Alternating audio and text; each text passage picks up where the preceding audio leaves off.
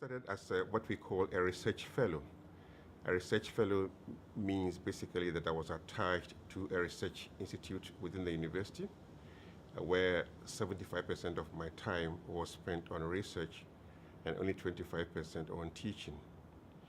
So it took me about 5 years doing basically research and teaching to get promoted to the next level as a senior research fellow. As a senior research fellow, you have much more responsibility. You have other younger researchers working under you. I spent 5 years there as a senior research fellow and then moved on to an associate professor.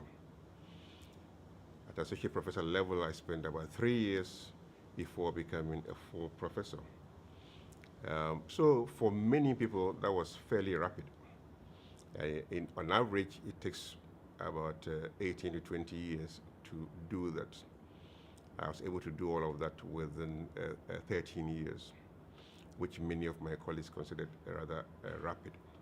I think I was quite lucky in the sense that I benefited significantly from very good mentoring, and that's what made it possible. And I was very early in my career a part of several international networks, which made it much easier to find access to resources to do work, and also benefited from these networks in terms of publishing outlets.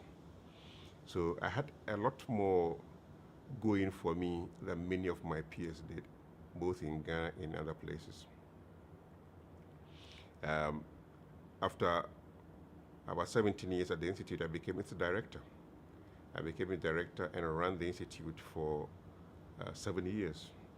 And in that 7-year period, we saw a lot of change. We were able to mobilize more resources from outside. We were able to do more research work. We were able to expand considerably the research base in terms of the number of people doing research there. So the Institute changed in that 7-year period. And I believe strongly that it was our achievement at the Institute in terms of the changes we brought there, the leadership changes that we brought there, that propelled me to this current position as Vice Chancellor.